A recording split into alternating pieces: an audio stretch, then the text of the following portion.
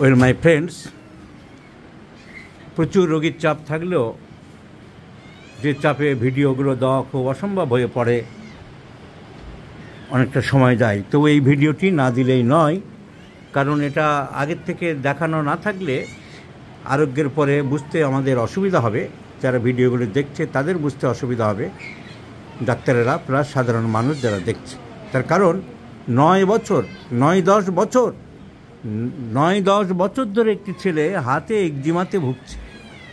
অনেক ডাক্তার দেখিয়েছে, অনেক অ্যালোপ্যাথিক হসপিটালে গেছে, অনেক হোমিওপ্যাথিক চিকিৎসা করেছে।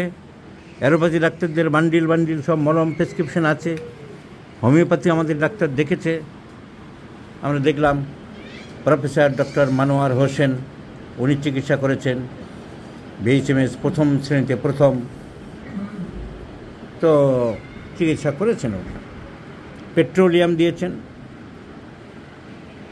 পেট্রোলিয়াম আর গ্রাফাইটিস পড়েছে পরপর দুবার alternately. Graphites allium cepa, petroleum graphites বেশি পড়েছে। আমরা দেখলাম graphites and petroleum, 1 number petroleum আর 2 number, 1 number graphites, 2 number petroleum. কখন আবার ঘুরিয়ে দেওয়া হয়েছে, পেট্রোলিয়াম সকালে, গ্রাফাইটিস রাত্রে। সালফার পড়েছে, কিন্তু বেশিরভাগ প্রেসক্রিপশানে গ্রাফাইটিস অ্যান্ড পেট্রোলিয়াম আমরা দেখলাম। গ্রাফাইটিস অ্যান্ড পেট্রোলিয়ামে ভরা। ডক্টর মনোয়ার হোসেন, BHMS অধ্যাপক, প্রথম শ্রেণীতে প্রথম আমরা দেখলাম হোমিওপ্যাথি। অ্যালোপ্যাথি ওষুধ দেখানোর দরকার নেই, তাদের ওষুধ তো অনেক রকম মলম টলম সব বিভিন্ন জায়গায় দিয়েছে। হোমিওপ্যাথি আর কাউকে দেখাওনি, এই মনোয়ার হোসেনকে দেখিয়েছে, ও আরও দেখিয়েছিল হোমিওপ্যাথি। তাদের প্রেসক্রিপশান নেই, দেখি তারা কি দিয়েছে। তাহলে আমরা ডক্টর মনোয়ার হোসেন, যে BHMS প্রথম শ্রেণীতে প্রথম হয়েছিল, তার প্রেসক্রিপশানে গ্রাফাইটিস আর পেট্রোলিয়াম বেশি পেলাম। আমরা দেখছি ডক্টর সাইদ মণ্ডল, BHMS, তিনি দিয়েছেন টিউবারকুলিনাম আর একটা হাইড্রাস্টিস মাদার। আরও দেখলাম ডক্টর সৈফুদ্দিন শেখ দিয়েছে 4-5টা করে ওষুধ একসাথে পড়েছে, দেখলাম। ও ন্যাশনাল ইনস্টিটিউট অফ হোমিওপ্যাথিতেও গিয়েছিল। National institute of homeopathy, the prestigious institute in India, সেখানে পড়েছে হিপার সালফার 0/1 আর তার সাথে কেমেট, বুঝলাম না, হিপার সালফার পড়েছে। সো নানান রকম পড়েছে। আর অ্যালোপ্যাথিক প্রেসক্রিপশন দেখালাম না, কিন্তু হোমিওপ্যাথি ডাক্তারদের কারুর প্রেসক্রিপশানে আমি সরিনাম পেলাম না। মাই প্রেসক্রিপশান ইজ সরিনাম। 9 বছর ধরে ভুগছে একজিমা, 9 ইয়ার্স। এটা চ্যালেঞ্জিং কেস, সেই জন্যে ভিডিওটা রাখা। হোমিওপ্যাথিতে অনেক অধ্যাপক, প্রথম শ্রেণীতে প্রথম, এসব লেখা আছে। তারা দিয়েছে গ্রাফাইটিস এবং পেট্রোলিয়াম। সো গ্রাফাইটিস প্রথম কথায় আউট। তার কারণ শুধু রস দেখে দিয়েছে, একটু আঠা রস বেরোয় মাঝে মাঝে, ওই দেখে গ্রাফাইটিস চালিয়ে গেছে। মানে চামড়া নিয়ে পড়ে আছে, রোগীকে ভুলে গেছে। প্রথম শ্রেণীতে প্রথম হচ্ছে, অধ্যাপক লিখছে মানে পড়াচ্ছে, ছেলেদের পড়াচ্ছে অর্গানন, যে treat the patient not the disease, রোগীর চিকিৎসা করো, রোগকে নয়। কিন্তু সেই প্রথম শ্রেণীতে প্রথম হওয়া বাবু, সেই অধ্যাপক বাবু চিকিৎসা করছে রোগের, চটচটে রস পেয়ে গেছে, গ্রাফাইটিস মেরেছে সমানে। তা গ্রাফাইটিস তো প্রথম বাবু, তোমার কিচ্ছু কাজ হলো না, রোগী আমার কাছে চলে এলো কেন? তার কারণ তুমি ক্লাসে পড়াচ্ছ treat the patient not the disease, রোগীকে চিকিৎসা করো, রোগকে নয়। তুমি তো চিকিৎসা করেছো রোগের, তুমি তো আত্মপ্রবঞ্চনা করেছ।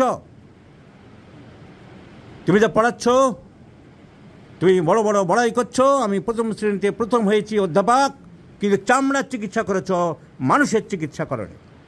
মানুষের চিকিৎসা করলে সরিনাম আসবে। তার কারণ এই ছেলেটি অ্যাংজাইটি বেশি, টেনশন বেশি, রোগ নিয়ে রাত দিন ভাবছে, তাই বলেছো কি না? দিনের মধ্যে কতবার বলে তোমাকে? বারবার বলে। Anxiety, anxiety about disease, arsenic, psorinum, nitric acid. আর শীত বেশি না গরম বেশি? শীত বেশি। এই তো হয়ে গেল দুটো সিমটম। দেখাবো আমার mental repertory, this is my mental repertory going to be published. আরে ডিজিজ ইজ ইনকিউরেবল থিঙ্কিং, সবসময় রোগ নিয়ে ভাবনা। Disease is incurable thinking about disease, arsenic, calcarea carb, nitric acid, phosphorus, psorinum. কটা ওষুধ দিয়েছি? মাত্র 5টা ওষুধ দিয়েছি। রোগ নিয়ে বড্ড চিন্তা ভাবনা। আমার হয়েছে হোক না, যা হবে হবে, ও নিয়ে মাথা ব্যথা নেই, অন্য কাজ করছি।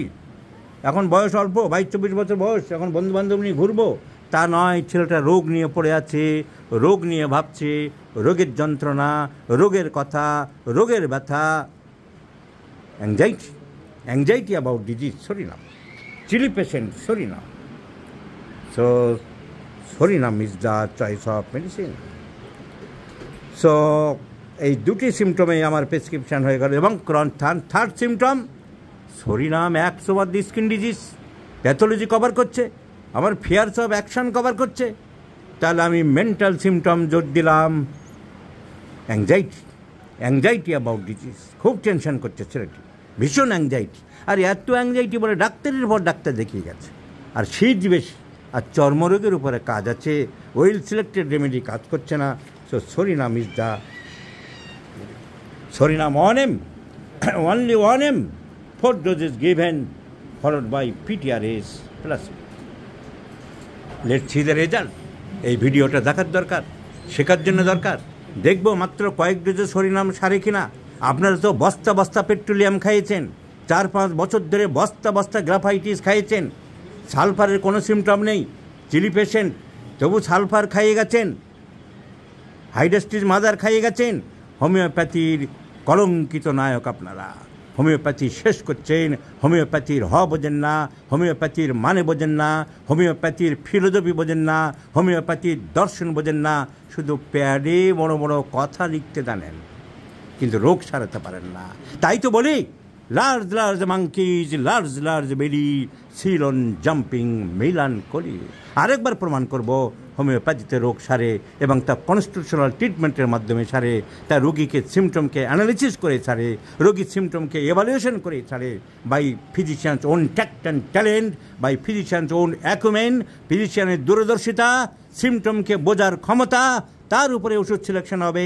আর তার উপরে ওষুধ সিলেকশন হলো এই ছেলেটির জন্য সরিনাম।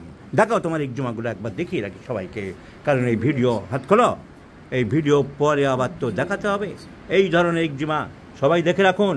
আর 3 মাস পরে দেখাবো এর হাত পা সব পরিষ্কার হয়ে গেছে।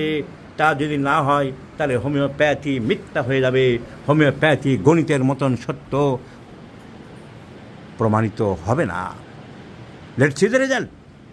খেয়াল রাখুন ভিডিওটা। তাহলে এই রোগ সারিয়ে প্রমাণ করে দেবো হোমিওপ্যাথিতে 8 বছর ধরে যে চর্মরোগ অ্যালোপ্যাথিক ডাক্তারবাবুরা সারাতে পারেনি তা সারল। যে প্রেসক্রিপশান, যে চিকিৎসা হোমিওপ্যাথিক ডাক্তারেরা আগডুম বাগডুম করে গেছেন, তাদের চোখে আঙুল ঢুকিয়ে দেখিয়ে দেবো যে রোগীর চিকিৎসা রোগকে নয়। আরেকবার দেখাবো, প্রমাণ করবো। অপেক্ষায় থাকুন, সাথে থাকুন।